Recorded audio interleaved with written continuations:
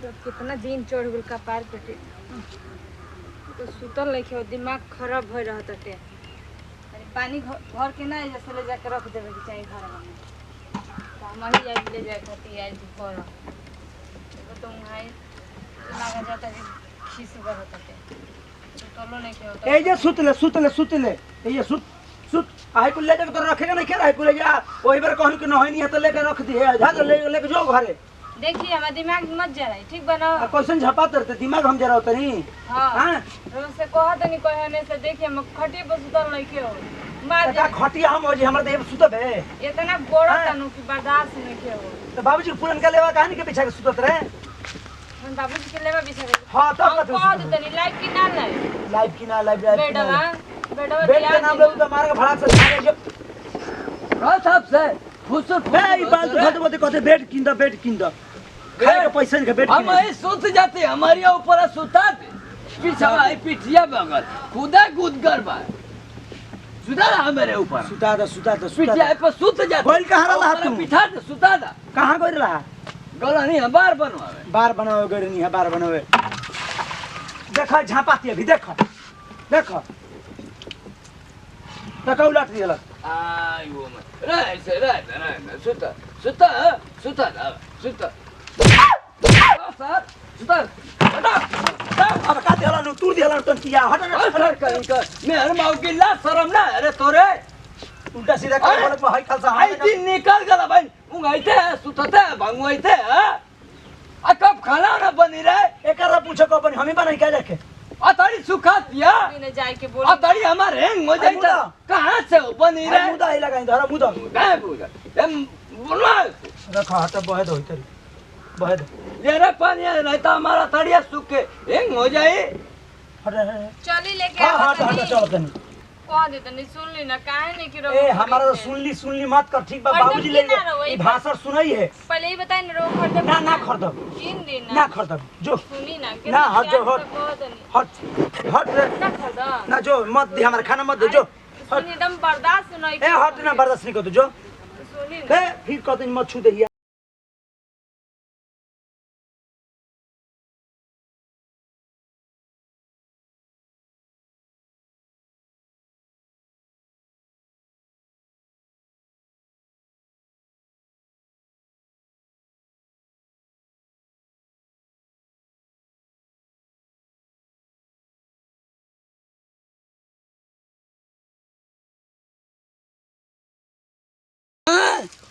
रुको सर तोरा का प्यार का रोग अगर ना छोड़नी तो हमारा नाम ना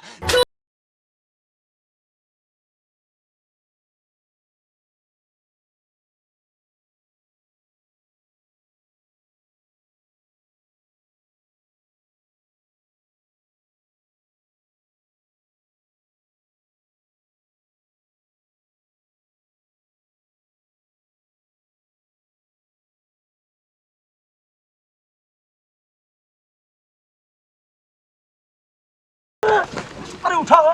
ये क्या करता तू जाके हो हां चाने साल ले थवा हमार सुता एकदम बुजुर्ग हो गई नी बूढ़ हो गई नी आ तो हलन गुड़ बचाओ तो हमारे का मारते रहो तो के पलंग चाहिए हो तो के हमारे का मुई बाउरी हां तो के पलंग चाहिए सुतबू गद्दा में और चाने में ना सुतबू हां तोरे पलंग में आग लगो तोर जवानी हैंग हो जाए तोरा जवानी में तोरा कीड़ा उलट जाए तो हट हमारे मुंह दे भेज। अरे भाई क्या कर रहे हो पैसा कमा रहा हूँ यार। पैसा वो कैसे नोस्ट्रा प्रो गेम्स अच्छा तो वो हम खेल रहे हैं ठीक है उसमें से हम अपने पसंद से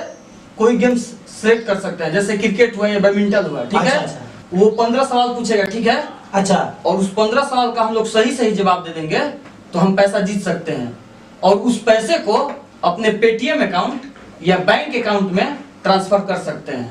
अरे यार तो बहुत अच्छा एप्लीकेशन है मैं तो अभी डाउनलोड करने जा रहा हूँ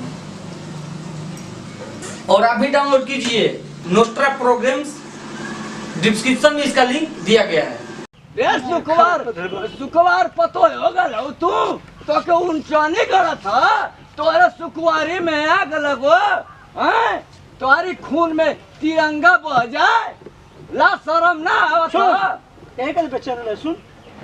मने कहबो तो कहले नहीं कि बरा कहतन तुम्हार बेटी तो हो काहे कहलू हो? हमार तो उनचरिये करत का हम जा जवान हो जा तू जा हां चल रे पर तो जब कहाँ रवा जाई? सुत नहीं जा रे पर का जातन के हम वही खटिया पर सुत के गुटी सुट करी सुट मत बोल कर चीटा सुन जब गलती ए कर भगवान जी रहुआ चलती होता ठीक बा मर चल तोरे चल हाँ, जब कोनो बात लेनी तो बाप बेटा अपने में झगड़ करके मैं हां बाबूजी और बनी चलो बाबूजी और बनी ना कि नहीं हमारी और मत रहा आई मेरा ना कि नहीं एकर ना कि नहीं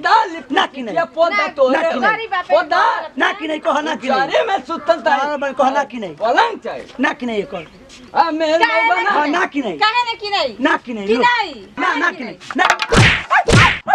कि नहीं सर ना कि नहीं वही और से हुआ तो अरे अब कहो उनचारी में ना सुतबू उनचिन के खटिया ना पसंद तो के गद्दा पसंद देखे का तो मत कहीं ना बाबूजी ओरचन कहला उड़ची मेरे मौका कहिया और से हमारी और से हो गल रे कहिया मेरे मौका हमारी और से हो गल तो लग बाप के डरा मां बाप बाप में नहीं तो हम जानो उनचुन पर ना सुतबू खटिया पर ये करे आई देखा पलुआ वो दे ससुर है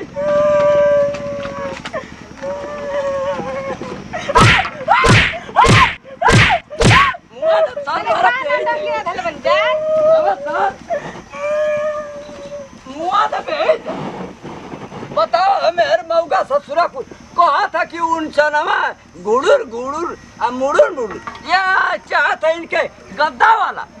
वाला पलंग ले बू मैं खटिया पर सुता सुता हमन का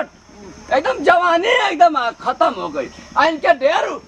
पलंग चाहता तो अरे पलंग में आग लगो लगा दे बम चिथरा दे वो यही जा तोरे जवानी है जी 2 मिनट में हैं जाओ ना बुढ़ा हमारे का मात्र है दिमाग खराब हो रहा है अच्छा जी चुप रहे हम बाबू का हीरा हमर सोना हमर सोना के भाई लहसुन प्याज में पीस के छाप देम अरे हमारा डालिया अरे बस हो तो कोई अरे बुढ़ा हमरा के उजार के मरला से तो गला रहा टैना फूट गई बाबूजी गरियावत नी हैं गरियाई ना मरलान पे उन्हें मार के सोना महिरा जा दे हम बाबू तार को पलंग कीन देम कम हां हमरे के पलंग हम चल पे ठीक बना लेकिन जा हमार सुगा लहसुन प्याज में पीस के छाप दे मत हमारे बाबू तारा का पिटाई नहीं आवा अरे जा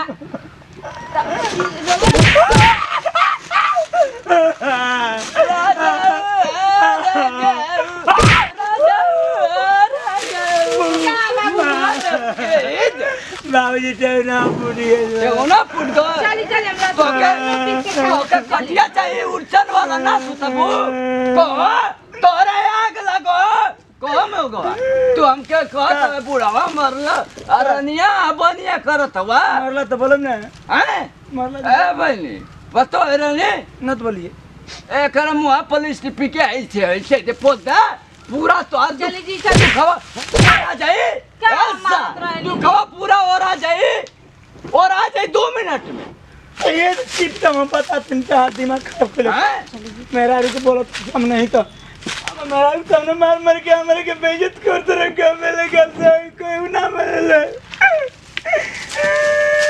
चली मुआ जब 2 मिनट में हमरे हाथों में कोई को मर्डर नहीं कर खत्म कर चली चली खत्म करता पटी है तो कोई मार दे खत्म हो जते सटाला मुआ ए बहनी सटाला मुआ